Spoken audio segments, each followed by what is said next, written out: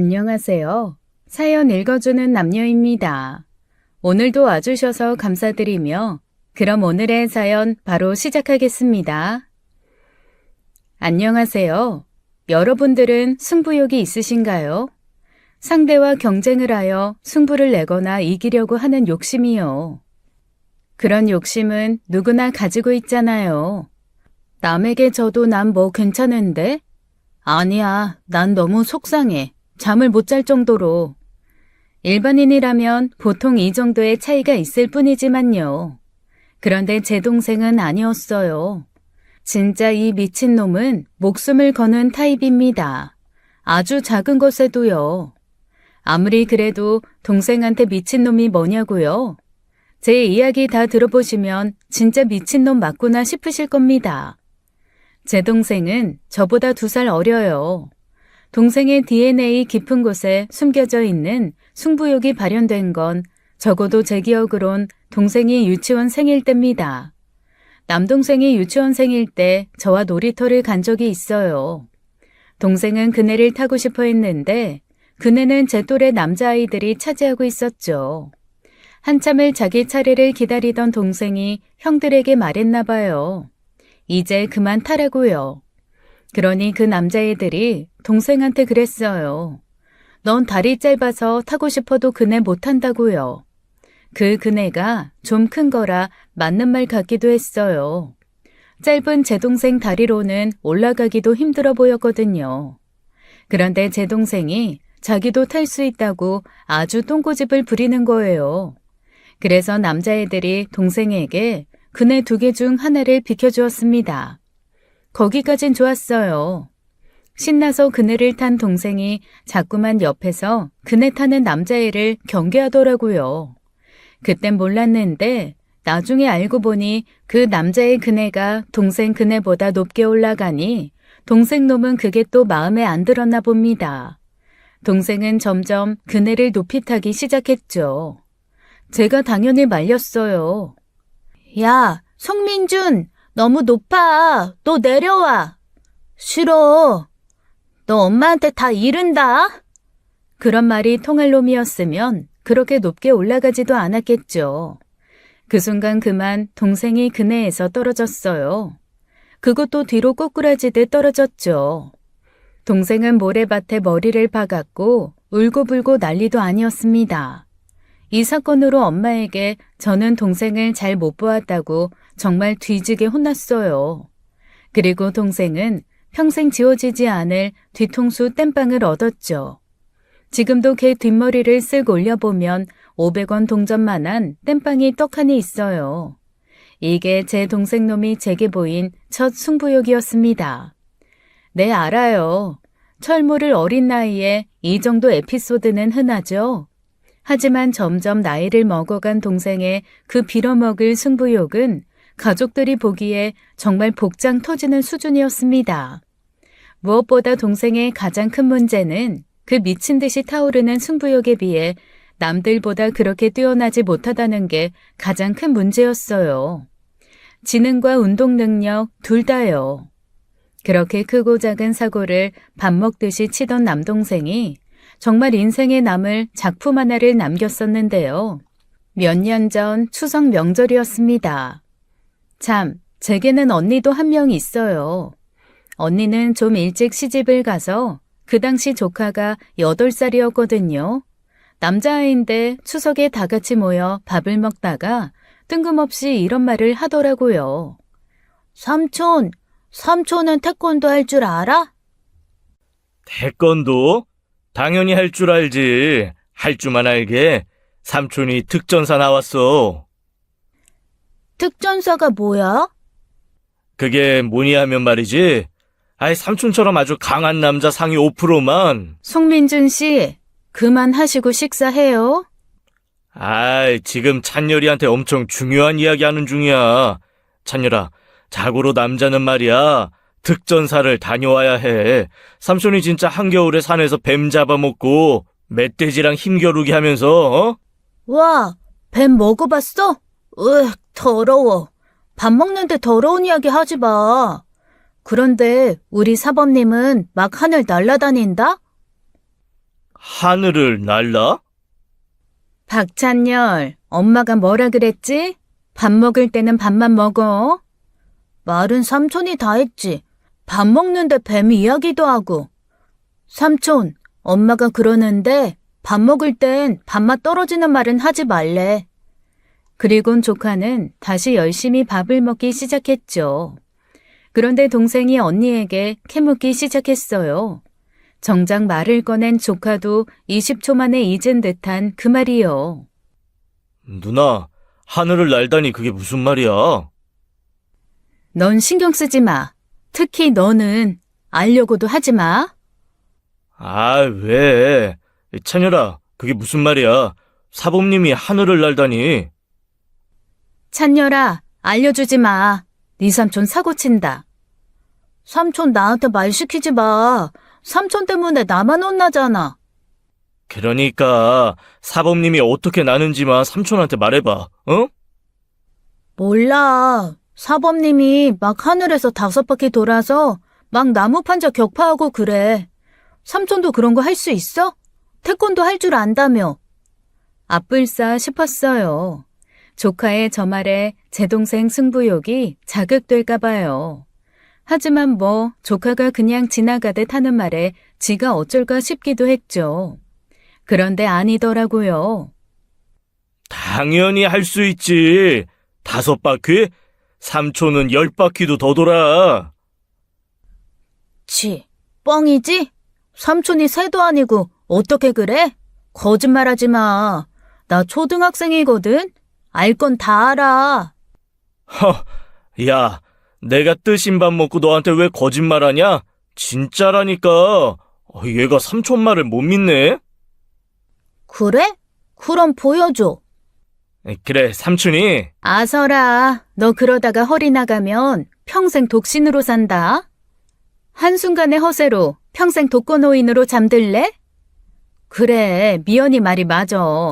넌 하다하다 초딩한테 허세 부리냐?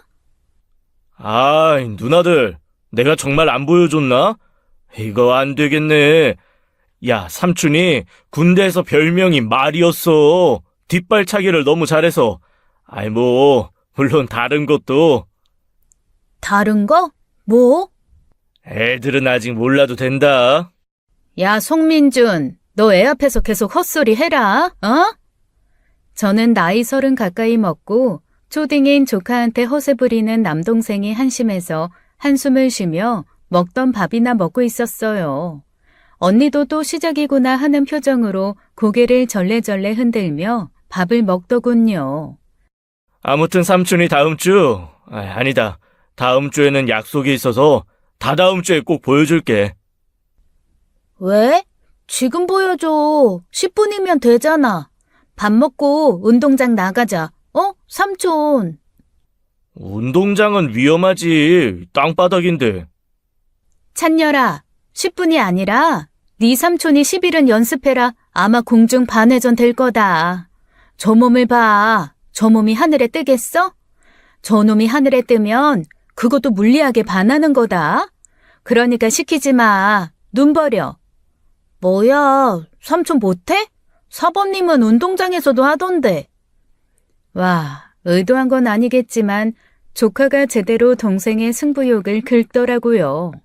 결국 동생이 선언을 했어요. 그래? 알았어. 보여줄게, 찬열아. 삼촌이 딱 2주 뒤에 찬열이 학원으로 찾아갈게. 알았지? 삼촌이 그때 제대로 보여준다. 정말? 정말이지? 10바퀴다. 삼촌, 잊지 마.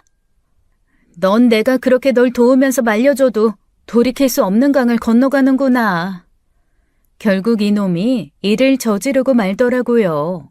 그렇게 밤이 되어서 언니 부부가 돌아갔어요. 뱃살을 봐라, 뱃살을. 산에서 멧돼지랑 힘겨루게 하신 게 아니라 산에서 멧돼지랑 다람쥐 도토리나 뺏어 먹었겠지. 아, 왜 10이야? 너 몸무게 몇이야? 100 넘었지? 한 120? 그런데 뭐? 10바퀴를 공중회전해서 격파를 한다고? 아서라. 그러다가 네 어리가 10바퀴 돌아가. 지금이라도 언니한테 연락해서 약속 취소해. 개망신 당하지 말고. 내가 네 누님 되니까 동생 걱정돼서 잠을 못 자요, 잠을. 이야, 송민준 스타일 많이 죽었다.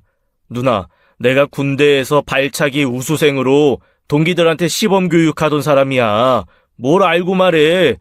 내 뱃살은 내가 아끼면서 잘 살 테니까 누나는 누나 뱃살이나 빼. 결혼한다며? 닌 관리 안 하니? 설마 매형이 특이 취향이야? 내가 네 인생이 고달파질까봐 이렇게 친히 좋은 말씀 나눠주는데 어리석은 중생은 듣지를 못하는구나. 어이할꼬. 다 네 어비로구나. 결국 동생은 다음 날부터 친구가 다니는 체육관에 단기로 등록을 하더니 새벽부터 나가더라고요. 에휴, 지 인생 지가 피곤하게 만드는구나 싶어 관심을 껐어요. 그렇게 저도 제 나름대로 바쁘게 지내고 있는데 어느 날 언니에게 전화가 왔습니다. 미연아, 모레 찬열이 태권도 학원 좀 가줄 수 있어? 나 그날 급하게 출장 잡혀서. 찬열이 태권도 학원? 거기 원장님이 픽업 오고 집까지 데려다 주지 않나? 그런 거면 내가 말도 안 한다. 민준이 그놈이 찬열이 태권도 관장님한테 직접 연락했대. 민준이가? 왜? 알고 보니 남동생이 조카 태권도 학원에 직접 연락을 했다더라고요. 사정 설명을 하며 자기가 공중회전 격파 시범을 보이고 싶다고요. 관장님께서는 외부인이 그러는 건 안 된다고 정중하게 거절을 했는데 세상에, 그러자 동생이 직접 학원까지 찾아가 부탁을 했다네요. 동생의 그 정성에 감동한 관장님께서는 학원에서 동생이 격파 시범 이벤트를 했다고 하더군요. 와, 진짜 또라이다, 또라이야. 나 살다 이렇게 개망신 스스로 당하려고 무덤 파는 애 처음 본다, 언니. 걔는 대체 어디서 유전자가 온 거야? 우리 집에 저런 사람 없잖아. 이쯤 되면 엄마한테 물어봐야겠어. 어디 다른 곳에서 주워온 건지. 하여간 바쁘지 않으면 부탁 좀 할게. 결국 제가 동생이 격파 시범을 보이는 날 조카 학원에 가보기로 했어요. 누나가 왜 와? 소중한 내 조카를 위해서다. 널 위해서가 아니라. 네가 거기서 사고치면 내가 조카라도 얼른 데리고 도망가려고. 쪽팔리다, 쪽팔려. 네가 생각해도 네가 쪽팔리지? 누나가 쪽팔려. 애들 사이에 앉아서 내 모습 우러러보고 박수칠 누나 생각하니 아우 쪽팔려. 그래, 유서나 써두고 가라. 에휴. 그렇게 이틀이 지나고 저는 조카가 다니는 태권도 학원으로 갔습니다. 동생놈은 대체 어디서 빌린 건지 태권도 도복까지 입고 나타났더군요. 대체 어디서 난 건지 동생놈 도복에는 박살, 필살, 일격의 척살, 이딴 문구가 적혀 있더라고요. 시작 전부터 정말 부끄러워 얼굴을 들기 어려웠어요. 아, 이분, 애인분? 남자친구 격파하는 거 보러 오셨구나. 절대 아니고 그냥 누나거든요. 찬열이 이모예요. 아, 네, 저기 문 앞에서 보시면 될 것 같아요.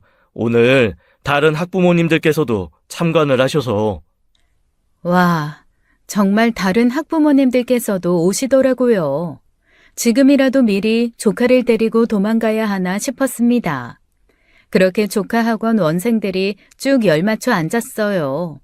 남동생과 학원 사범님이 나오셔서 가볍게 발차기 시범을 보였습니다.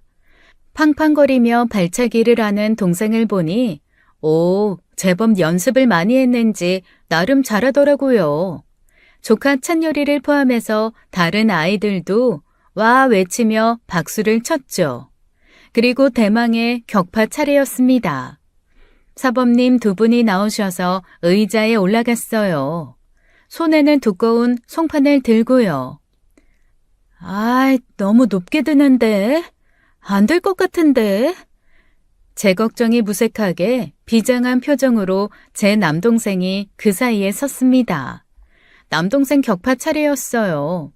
그래도 가족이라고 저는 속으로 기도했습니다. 제발 개망신만 당하지 말게 해주세요. 제발요. 송민준 쟤 말고 찬열이 봐서라도요. 하나님. 사범님께서 얍이라고 기합을 주자 남동생도 어이 어이 하며 기합을 넣더군요. 그리고는 잠시 자기 머리 위에 있는 송판을 보며 남동생은 집중했어요. 송판은 사범님이 높게 들고 있었죠. 드디어 남동생이 달려오며 높게 점프를 뛰더니 정말 공중에서 두 바퀴는 돌았습니다. 순간 오, 성공인데?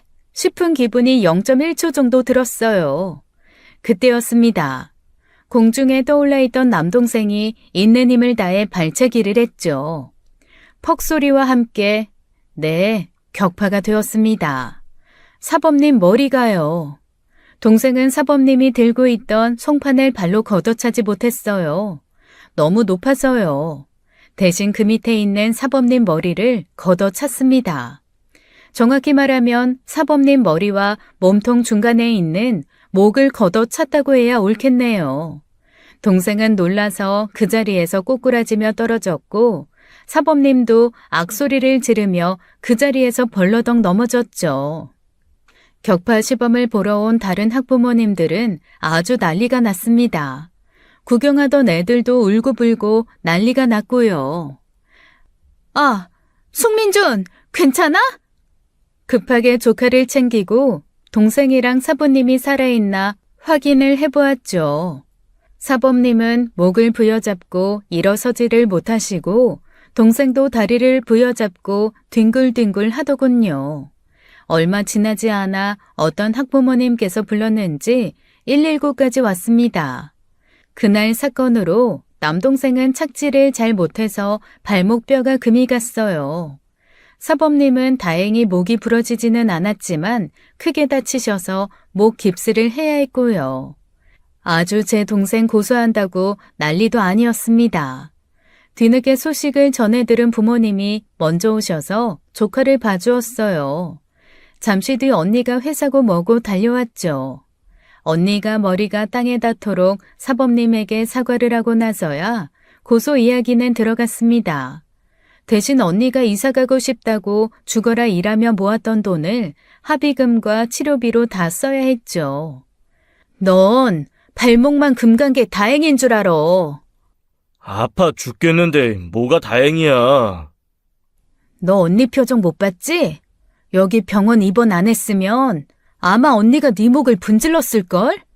앞으로 한 200년간은 언니 피해 다녀라. 살고 싶으면. 진짜.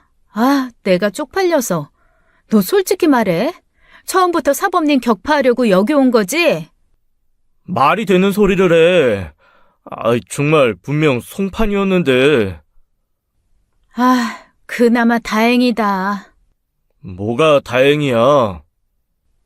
찬열이가 태권도 학원 다녀서 다행이지. 검도 다녔어 봐. 끔찍하다 끔찍해.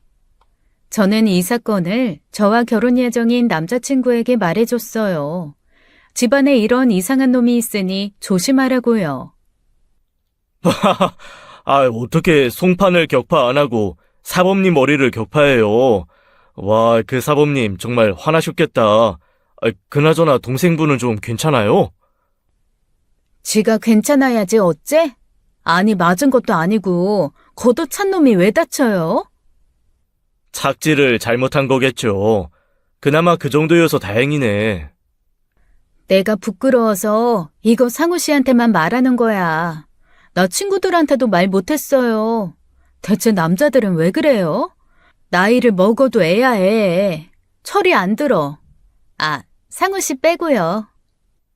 남자들은 다 그렇게 승부욕 있어요. 없으면 그게 더 이상하지. 그래도 좋네. 승부욕 없는 남자들 패배주의에 젖어서 오히려 별론데. 이번에 아버님 어머님에게 인사드리러 갈 때 예비 처남도 집에 있겠네요.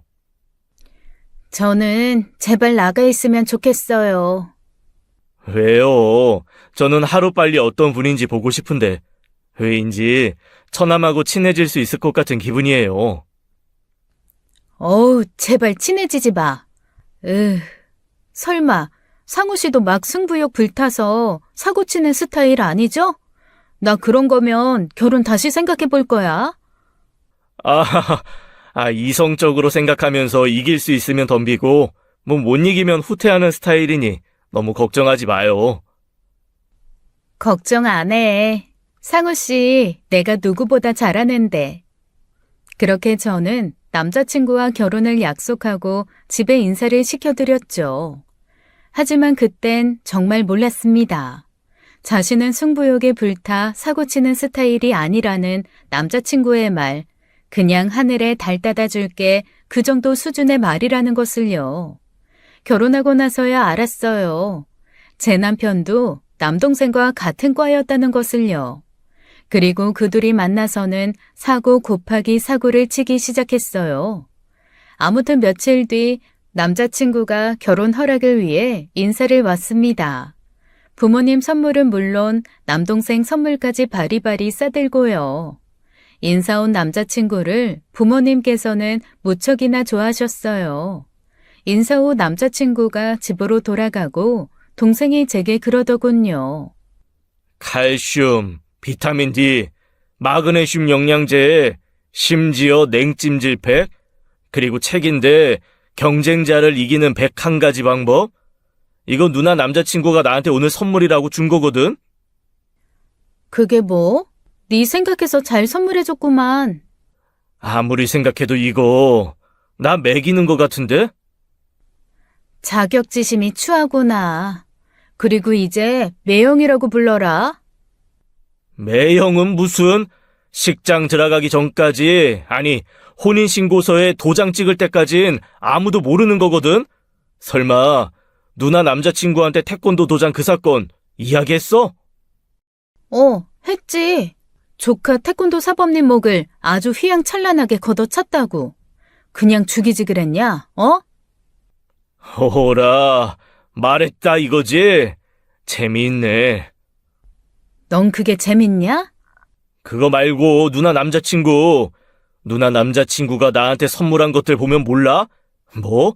경쟁자를 이기는 101가지 방법? 그래, 이렇게 나오겠다 이거지? 날 보자마자 선전포고하네.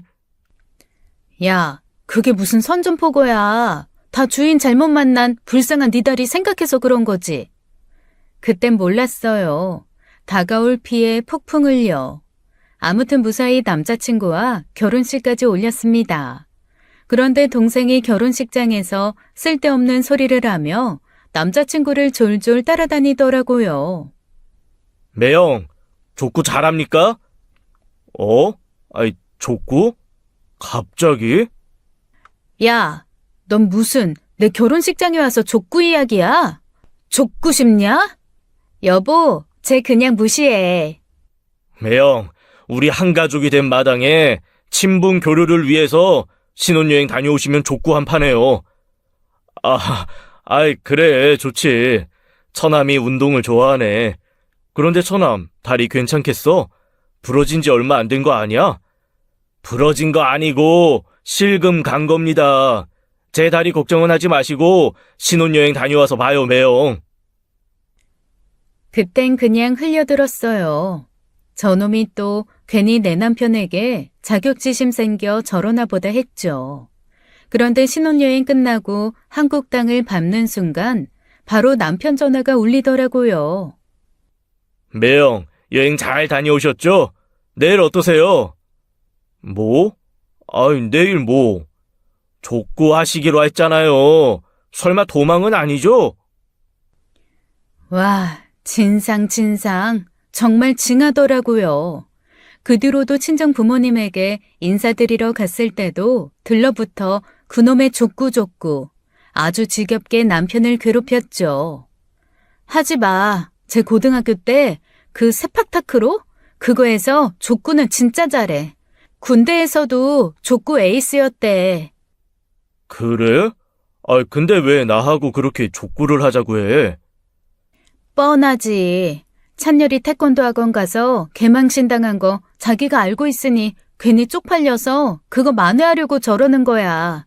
그냥 무시해. 또라이야, 또라이. 처남, 재미있네. 여보, 나도 군대 있을 때 별명이 김파이크였어. 내 스파이크 막을 수 있는 애들이 없어서. 뭐 도전을 하신다니 받아줘야 인지상정 아니야? 날 잡아야겠네. 어디서 많이 들어본 대사네. 아무튼 여보, 그냥 하지 마. 제 상대하지 말라니까. 왜? 귀여운데. 이참에 처남하고 친해지면 좋지 뭐. 그렇게 자신만만하게 말하는 남편은 바로 동생에게 연락해서 족구 경기 날을 잡더라고요. 동생은 지 친구들 데리고 오고 남편도 친구들을 데리고 오기로 했어요. 저는 그 모습 한숨을 쉬며 바라봤죠. 결혼 생활의 먹구름이 스물스물 다가오는 기분 아시나요? 제 기분이 딱 그랬거든요. 그렇게 그 주 주말에 남편과 동생은 족구 경기를 했는데요. 결과가 어떻게 되었느냐고요? 스파이크! 12대 0. 자, 이번엔 왼쪽 스피님이다며요. 다 알려드렸으니까 받아보세요. 으라차! 13대 0. 아이, 매형, 완전 개발이네. 군대에서 머리 좀 많이 박으셨겠어요.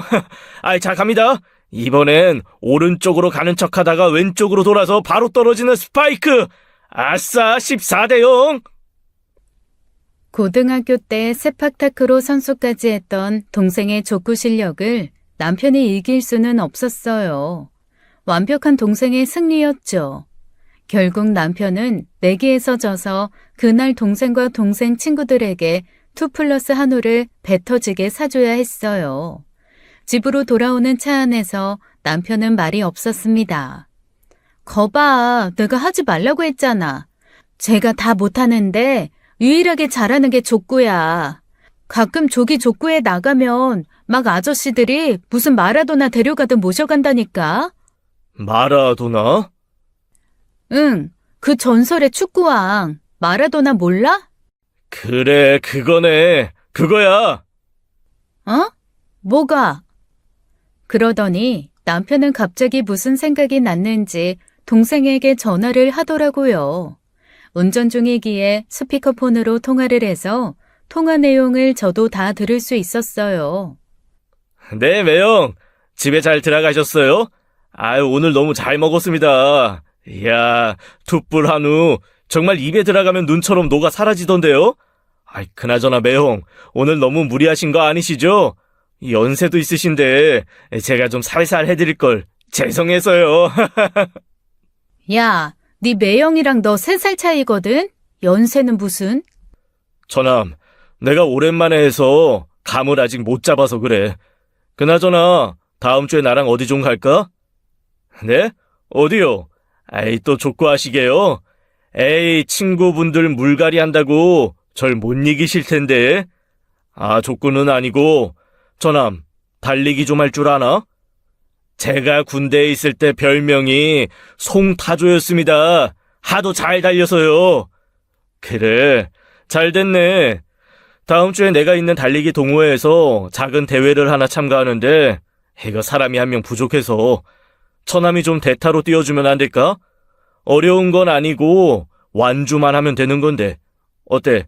우리 송타조 처남 가능하지?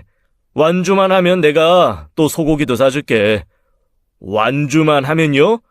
그게 무슨 달리기인데요? 그냥 나와보면 알아. 어려운 거 아니야. 운동화만 잘 준비해 오고 일주일간 좀 초등학교 운동장이라도 몇 바퀴 뛰면서 연습 좀 해. 알았지? 뭐 그냥 평소대로 하는 거죠. 아유, 네, 그럼 다음 주에 뵙겠습니다, 매형. 미리 소고기 잘 먹을게요.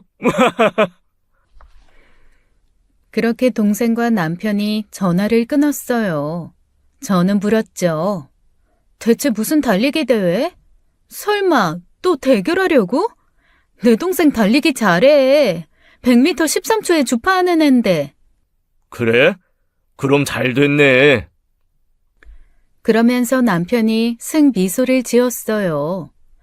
무슨 달리기인데? 마라톤. 뭐? 마라톤? 그리고 그날 밤 동생에게 연락이 왔어요. 지도 걱정이 되었는지 무슨 달리기 대회냐고 묻더라고요. 마라톤이래. 야, 너 그냥 졌다고 하고 네 매형한테 고기 사줘. 마라톤? 하, 머리 좀 쓰시네, 매형. 그래, 좋아. 그까짓 거 달려주지. 재밌네? 그래, 나한테 그렇게까지 소고기 사주고 싶어 하니 내가 먹어주지. 뭐? 그리고 다음 주 남편과 동생은 마라톤 대회에 참여했습니다. 나도 뛸 거야. 선수 등록했어. 누나가? 아이고, 하지 마. 누나 그러다가 119 불러. 그래, 뭐 하고 싶으면 당신은 뒤에서 살살 뛰어. 꼭 완주할 필요는 없어. 됐고, 대신 내가 이기면 둘이서 다시는 이런 대결 하지 마. 알았어? 대결은 무슨 친선 경기지. 매형, 준비는 하셨어요? 그 연세의 마라톤이라니 좀 무리 아닙니까? 처남도 뛰다가 힘들면 바로 포기해. 알겠지? 무리하다가 뛰면 하체 힘 풀려서 뛰다가 오줌 싼다. 그렇게 저희 셋은 마라톤 경기를 시작했어요. 멍청한 동생 놈은 경기 시작 총성이 울리자마자 미친 듯이 달려나가더라고요. 무슨 100m 달리기 하듯이요. 페이스를 유지해야 한다던 남편도 처남이 먼저 달려나가자 급하게 따라 달리기 시작했죠. 하지만 저는 페이스를 유지하며 찬찬히 달렸어요. 완주를 목표로요. 그렇게 달리다 보니 10km 지점쯤에서 동생이 길가에 널브러져 있는 게 보였어요. 야, 헨젤과 그레텔처럼 오줌 흘리면서 뛰지 마라. 누나, 야, 송미연! 그리고 15km 지점에는 남편이 길가에 앉아 있는 게 보였습니다. 천천히 쉬엄쉬엄 와. 밥도 먹으면서. 나 먼저 간다. 여보, 나 좀 업고 가. 그렇게 저는 구두를 뒤로하고 달려갔어요. 꾸준하게 제 페이스를 유지하면서요. 결국 제가 동생과 남편보다 먼저 완주 지점에 도착했죠. 남편은 제가 도착하고 1시간 있다가 들어왔어요. 당신 뭐야? 당신 왜 이렇게 잘 뛰어? 나? 말 안 했나? 나 고등학교 때까지 학교 대표 장거리 달리기 선수. 뭐? 당연히 말 안 해줬지. 처남은? 동생은 남편이 들어오고 2시간이 넘어서야 들어왔어요. 멀리서 동생이 보이는데 거의 기어오더라고요. 뭐야? 송미연, 너 택시 타고 들어온 거 아니야? 잊었냐? 내가 고등학교 때까지 장거리 달리기 유망주였던 거? 하여간 너 매형한테 졌으니까 소고기 사주고 이제 그만해. 그리고 당신도 나한테 졌으니까 이제 둘이 이런 거 그만해. 알았어? 엄밀하게 따지면 내가 처남한테 이긴 거니까 매형 1대1이에요. 제가 오랜만에 뛰어서 처음에 페이스 조절을 실패. 그만하라고 했다. 뭐? 또 할까? 다음엔 뭐 할까? 공기놀이? 고무줄? 두 분 승부욕 잘 봤으니까요. 이제 적당히들 하시죠. 제 말에 남편과 동생은 아무 말 못하더라고요. 그렇게 제가 그 둘한테 소고기 사주고 집으로 왔어요. 그렇게 한동안 둘이 이상한 대결을 안 하길래 이젠 좀 조용히 사나 싶었죠. 그러던 어느 날이었어요. 아빠 생신으로 친정집에 모두 모였습니다.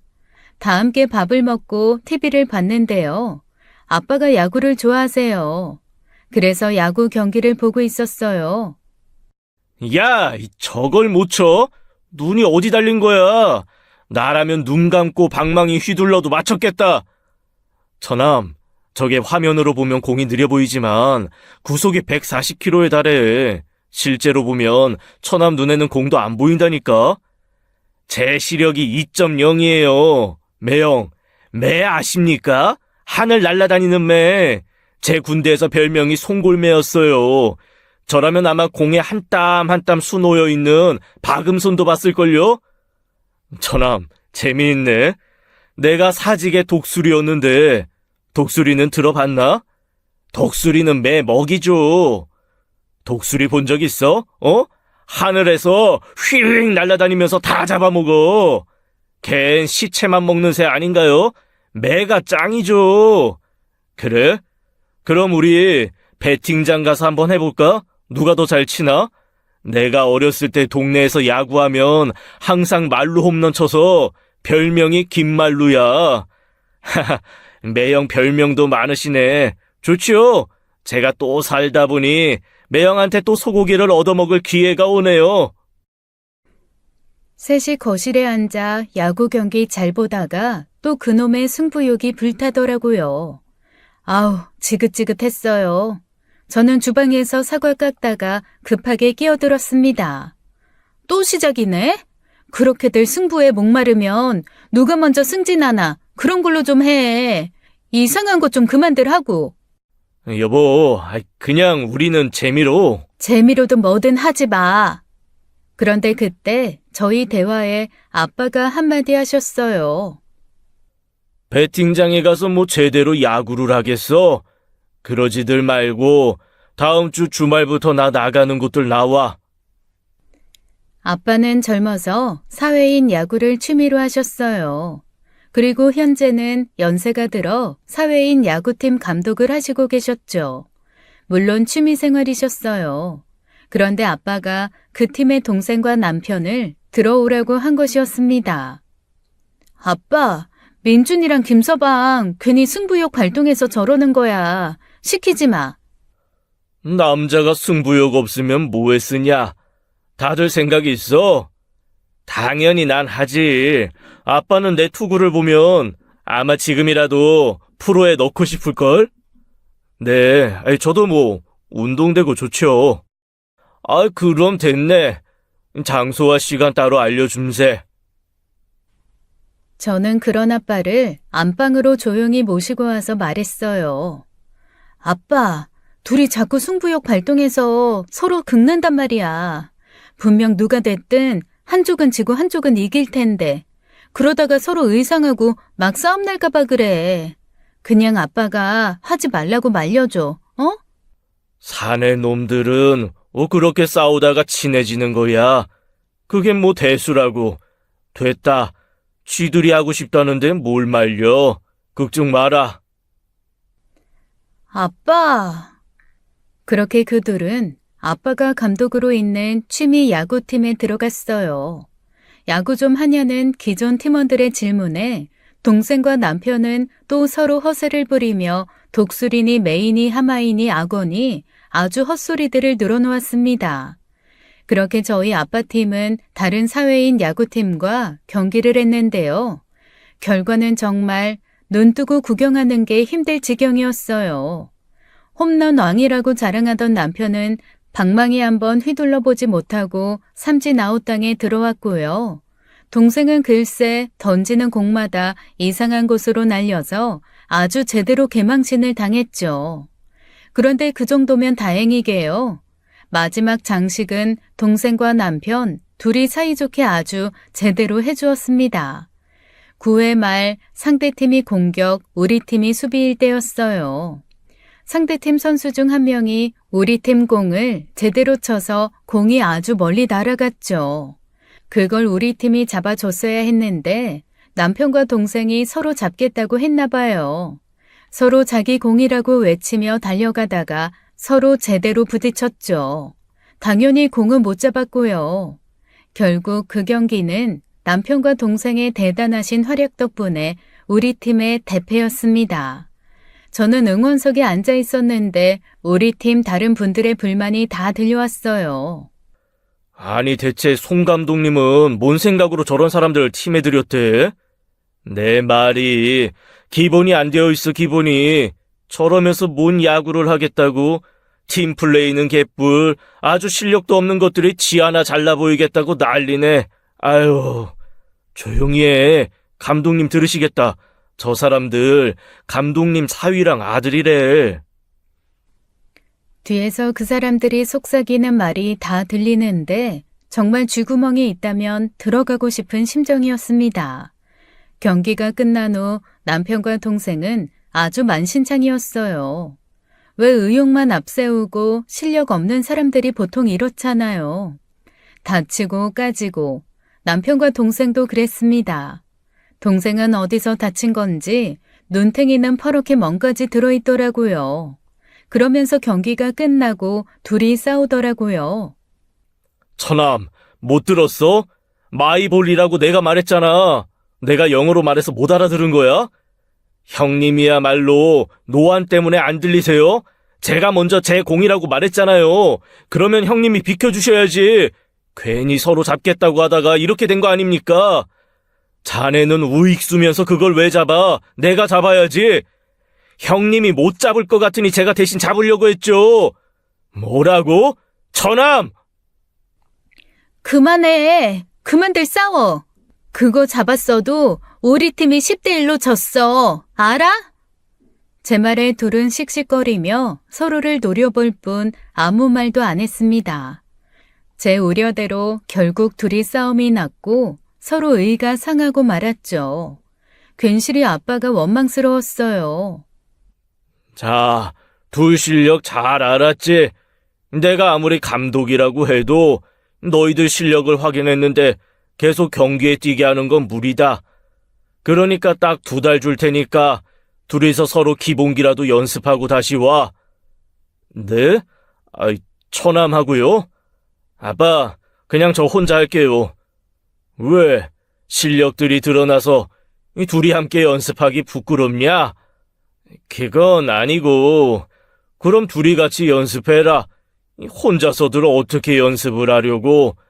딱 2달이다. 못하겠으면 다시는 네가 잘났네, 내가 잘났네 하면서 싸우지들 말어. 저는 아빠의 말에 한숨이 나왔어요. 저 상태에서 둘이 붙여놔야 또 싸움뿐이 더 되겠습니까? 아직 결혼 초인데 벌써부터 동생과 남편이 척을 지게 생겼으니 갑갑했습니다. 그쯤 저희 친정집에서 여행을 떠났어요. 아빠 생신을 기념해서 형부가 온 가족 해외여행을 쏴주셨거든요. 그래서 동남아 쪽 여행을 떠났습니다. 하필 이 시점에 동생과 남편이 신경전을 하고 있어 조금 신경이 쓰였습니다. 하지만 금방 그 일을 잊게 되었어요. 둘이 엄마와 아빠에게는 잘하고 분위기 잘 맞춰주어서 여행 기간 동안 둘이 싸웠다라는 건 완전히 까맣게 잊고 있었거든요. 그런데요, 집에서 새는 바가지 밖에서도 샌다고 하죠. 한국에서 그러더니 이것들이 여행을 와서도 그러더라고요. 바로 저희 가족이 배를 타고 바다로 나갔을 때였어요. 여러분 혹시 호핑 투어라고 아시나요? 배를 타고 해변에서 좀 떨어져 있는 바다에 나가 구명조끼를 입고 물에 둥둥 떠서 바닷속 물고기를 구경하는 관광 상품인데요. 저희가 그걸 하러 갔을 때 일이 터졌습니다. 그 배에 저희 가족 말고도 한 10명쯤 되는 다른 한국 관광객들도 함께였어요. 투어를 해주는 한인업체에서 독특한 이벤트도 해주더라고요.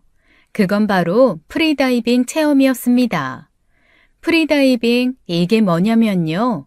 아무런 장비 없이 그저 숨을 참고 바닷속에 들어가는 건데요.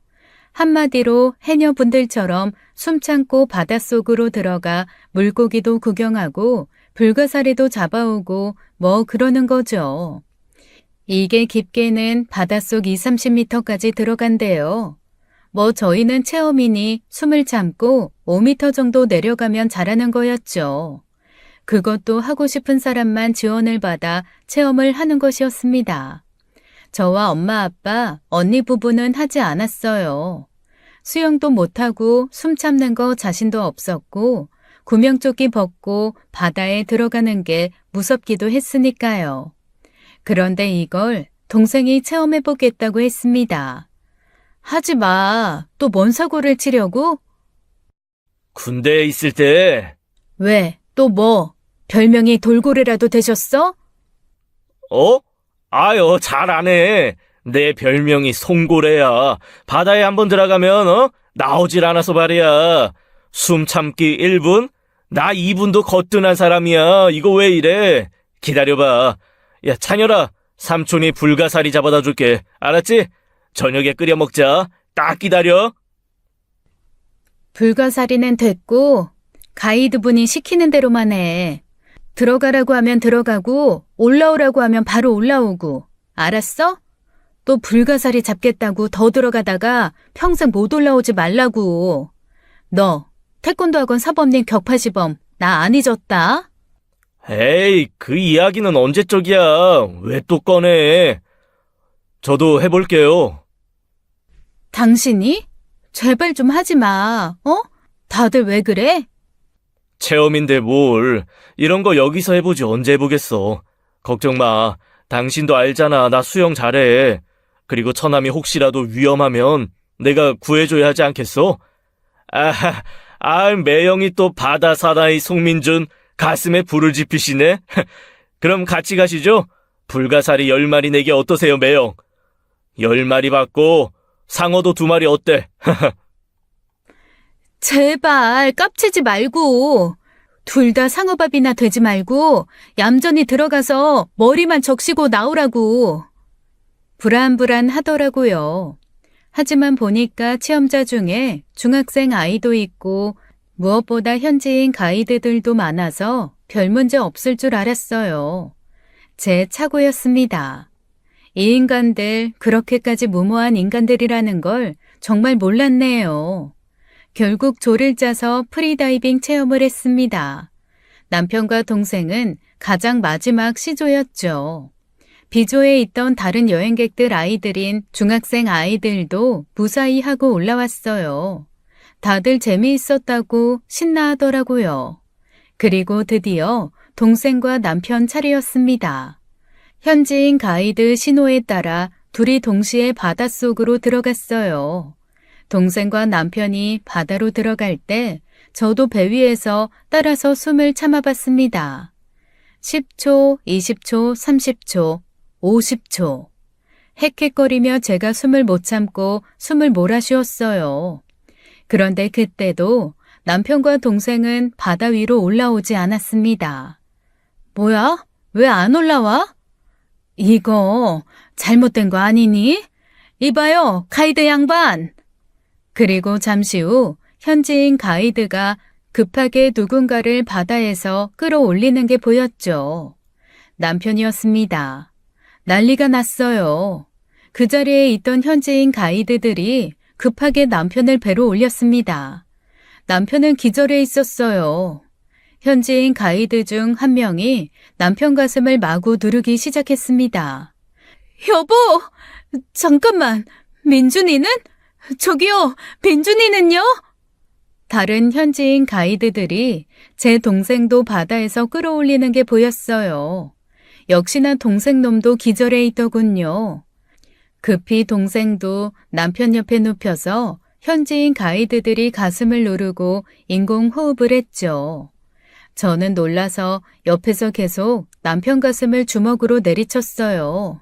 숨쉬게 하려고요. 다행히 금방 남편과 동생은 물을 토하며 숨을 몰아쉬었습니다.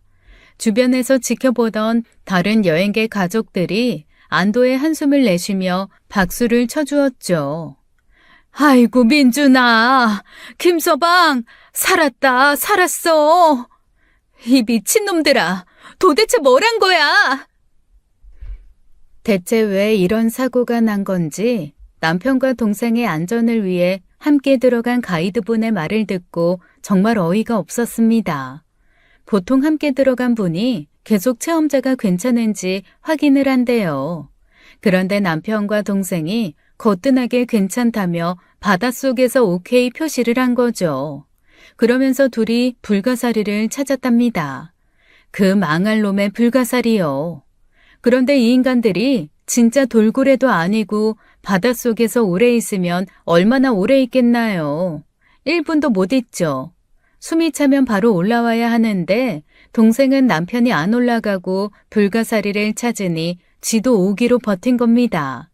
남편도 동생이 안 올라가니 그놈 역시 오기로 안 올라가며 죽어라 불가사리를 찾았고요. 그러다가 둘이 동시에 스르륵 의식을 잃은 거죠. 정말 어이가 없는 걸 떠나 분노가 밀려왔습니다. 정신을 차린 남편과 동생에게 얼마나 소리를 질렀는지 몰라요. 미쳤냐? 그렇게 죽고 싶냐? 그냥 내 손으로 저 세상 보내주겠다. 그놈의 승부욕이 뭐길래 이런 멍청한 짓을 하냐고 소리 지르고 주먹으로 때리고 난리를 쳤어요. 언니와 형부 둘이서 저를 간신히 말렸대요. 힘이 너무 세서 형부도 애를 먹었다고요. 저는 기억이 잘 안 나요. 그땐 정말 열받아서 정신없이 쏟아부었거든요. 그리고 한국인 가이드분도 화가 단단히 나셨어요. 저 잘리게 하려고 그러세요? 아니, 저희 업체 망하게 하려고 그러세요? 아니면 뭐 뉴스에 나오고 싶으세요? 한국인 2명 수장되다 이런 타이틀 걸고 뉴스 장식하고 싶으세요? 다 큰 분들이 어쩜 그렇게 무식합니까? 네? 죄송합니다. 죄송해요. 조금만 더 내려가면 불가사리가 있길래. 이런 불가사리 새끼들을 정말. 네? 네. 죄송합니다.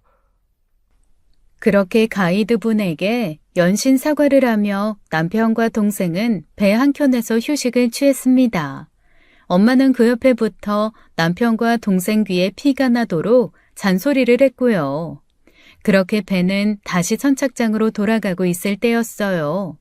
제 남편과 동생이 엄청난 사고를 쳤기에 다른 여행객들 관심도 우리 쪽으로 쏠려 있을 때였죠. 하연아! 어머, 박하연! 어머, 어쩜 좋아! 아이 엄마가 아주 잠시, 정말 잠시 제 남편을 보며 한눈을 판 사이 그 아이 엄마의 아이가 바다에 빠진 것이었어요.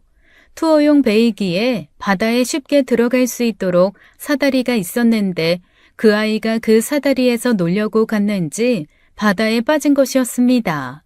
그런데 배는 이미 달리고 있었잖아요. 잠깐 사이에 바다에 떨어진 아이는 배와 멀어져 저 멀리 바다에 떠 있었죠. 그나마 다행인 것은 구명조끼를 하고 있었다 정도였어요. 그때였습니다. 남편이 벌떡 일어나 바다로 뛰어들려고 했어요. 어디가? 어디 가긴. 애 구해야지. 당신이 어떡해. 당신 죽을 뻔했어. 아직 정신도 없잖아. 미연아, 애가 저렇게 있는데 그럼 그냥 바라만 보라고? 정말 그러길 바래? 아니잖아. 금방 다녀올게. 그렇게 말하더니 남편이 바로 바다로 뛰어들었습니다. 그러자 동생이 벌떡 일어났어요. 매영, 저도 가요. 야, 송민준, 너까지! 매영, 내가 살려올게. 미연이, 너 내가 절대 과부 안 만들어. 매영, 같이 가요. 그러면서 동생도 이어서 바다로 뛰어들었습니다. 와, 정말 황당해서 말이 안 나오더라고요. 야! 김상우! 송민준! 그리고 바로 이어서 현지인 가이드분들이 튜브와 함께 바다로 뛰어들었죠. 수영을 배운 남편이 가장 먼저 아이에게 도달하긴 했어요. 그리고는 동생도 남편과 아이가 있는 곳에 도달했죠. 그 뒤 어떻게 되었냐고요? 아이는 정말 무사하게 튜브와 함께 들어간 현지인 분들이 구했습니다. 물갈퀴도 하고 평생 물에서 살아온 사람들이니 얼마나 바다 수영을 잘했겠어요. 그런데 제 남편과 동생은 조류에 휩쓸려 떠내려갔어요. 현지인 가이드분들이 그런 제 남편과 동생을 구하기 위해 빠른 조류를 역으로 헤쳐서 올라오느라 엄청 고생했죠. 나중에 죄송하고 감사하다고 저희 가족이 가진 패소를 모두 팁으로 드렸습니다. 진짜 어이가 없었어요. 선착장에 다 와서 한국인 가이드분이 또 엄청 화내셨습니다. 정말, 저한테 왜 그러세요, 정말. 뭐 타 업체에서 보낸 자객분들이세요? 네? 그런 겁니까? 죄송합니다. 저도 죄송합니다. 죄송은? 제발 여기 있는 동안 저희 업체 그만 이용해 주세요. 제가 이렇게 부탁드립니다. 네, 죄송합니다. 조용히 해변에서 모래성만 만들다가 한국에 돌아갈게요. 죄송해요. 그렇게 투어를 끝낸 저는 남편과 동생을 노려보았습니다. 제가 얼마나 화가 났겠어요. 2번이야. 알아? 2번. 당신 지금 이 투어하면서 2번이나 죽을 뻔했다고. 알아? 이런데 내가 당신을 뭘 믿고 앞으로 계속 살겠어. 어? 당신은 그렇게 목숨이 가벼워? 어? 안 가벼워. 나도 내 목숨 소중한 거 알아. 그런데 애가 떠내려가는데 어떡해. 보고만 있어? 안 가벼운 사람이 그래? 그때였어요. 조금 전 물에 빠진 아이의 부모님이 저희에게 다가왔습니다. 감사합니다. 감사해요. 제가 어떻게 감사를 표현해야 할지. 정말 감사합니다. 배 위에서 다 봤어요. 아이 구하시겠다고 현지 가이드한테 아이 먼저 살리라고 보내주신 거. 사실 그렇긴 했어요. 아이가 바다에 빠지고 남편과 동생이 가장 먼저 그 아이한테 도착을 했었습니다. 그런데 바다 조류가 워낙 강했어요. 남편이 아이와 함께 바다에 떠 있는데 가만히만 있어도 배에서 정말 빠른 속도로 멀어졌다네요. 그래서 남편이 죽을 힘을 다해 아이를 붙잡고 수영을 했대요. 떠내려가지 않으려고요. 그리고 뒤늦게 현지인 가이드가 튜브를 가지고 아이와 남편이 있는 곳으로 도착을 했고요. 그때 남편이 현지인 가이드한테 아이를 먼저 맡기고는 배로 먼저 가라고 한 거죠. 그 강한 조류를 뚫고 남편과 동생, 아이 모두를 데리고는 현지인 가이드도 갈 수가 없었을 테니까요.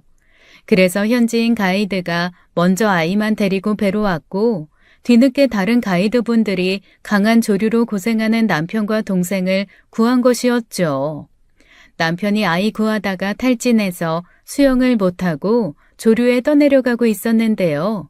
그때 동생이 죽을 힘을 다해 수영을 해서 남편을 잡고 못 떠내려가게 막았다고 합니다. 정말 감사드립니다. 저희가 한국에 돌아가면 꼭 이 은혜를 갚겠습니다. 아닙니다. 은혜는요, 무슨. 저 아니어도 누구나 그렇게 하죠. 그리고 애가 바다에 빠진 것도 저랑 처남이 먼저 사고를 쳐서 그런 거기도 하고, 저희도 죄송합니다. 그 모습을 보니 더 이상 남편과 동생을 쥐잡듯 잡기도 어렵더라고요. 그래서 마지막 경고를 하며 그 일을 정리했어요. 다시 한번 위험한 일 하면 그땐 뒤도 안 돌아보고 이혼하겠다고요. 그리고 앞으로 절대 동생과 남편 둘이서 승부욕에 불타 뭔가 하지 말라고요. 남편과 동생은 저와 부모님에게 걱정을 하게 만들어 미안하다며 무척이나 사과를 했습니다. 그렇게 저희는 여행을 마치고 한국으로 돌아왔어요. 그리고 한 주가 지났을 겁니다. 나 야구 연습 좀 하러 가. 뭐야, 아빠 팀에 남으려고? 그렇지. 이제 2달도 안 남았어. 혼자 연습이 되겠어? 같이 가? 아니야. 처남이랑 하기로 했어. 당신 또 민준이랑 뭔 내기했어? 이번엔 뭔데? 당신은 함하고 민준이는 뭐 너구리라도 돼? 그런 거야? 어?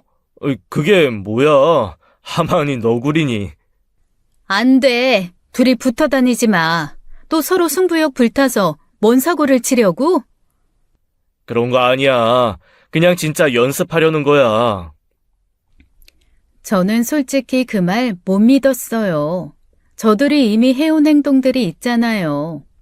그래서 저도 그 연습 장소에 따라갔습니다. 그런데 참 신기해요. 둘이 사선을 헤치고 와서 그런지 이상한 전후에 막 그런 게 생겼더라고요. 이전처럼 어거지로 서로 이겨먹겠다고 대결을 하는 게 아니었어요. 분위기가 묘하더라고요. 정말 진지하게 서로 공 던져주고 받아주고 또 쳐주고 그러면서 서로의 고칠 점을 연구하면서 이야기해주고 진지하게 둘이 그러고 있는데 구경하는 제 입장에선 기분이 이상하더군요. 그래서 그렇게 1시간쯤 구경하다가 저 혼자 집으로 돌아왔습니다. 그리고 아빠가 말한 2달 후 남편과 동생은 정식으로 아빠 팀에 합류하게 됐어요. 서로 연습을 도와주며 많이 늘었다나 뭐라나요. 그리고 한동안 둘이서 야구에 빠져 살았죠. 더 이상 서로를 이기기 위한 억지 승부는 없었어요. 대신 팀의 승리를 위한 분투가 있었죠. 결국 아빠네 야구팀이 아빠가 감독이 된 이래로 최초로 사회인 야구 대회에서 우승까지 해보더라고요. 그때 아빠가 얼마나 기뻐하셨는지 모릅니다. 하지만 몇 년 뒤에 둘 다 사회인 야구팀을 그만두었어요. 저는 임신을 하고 출산을 해서 남편은 주말에 아이와 놀아주었거든요. 동생도 오래 만난 아가씨와 결혼을 해서 가정을 이루었고요. 다들 각자의 사정으로 바빠져서 1년에 몇 번 못 만났어요. 그러다 보니 아주 가끔은 옛날이 그리워지더라고요.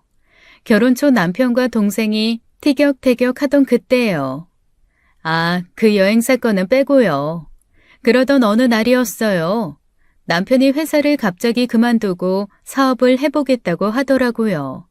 야구용품 대여 및 판매 사업이요. 갑자기? 혼자서 잘할 수 있겠어? 처남이랑 하려고 둘이 같이 오래 생각해봤어. 민준이랑? 그랬어요. 둘이서 만나지는 않았지만 메신저로 매일 사업 이야기를 했더라고요. 그러더니 얼마 후 둘이서 정말 함께 동업하기 시작했습니다.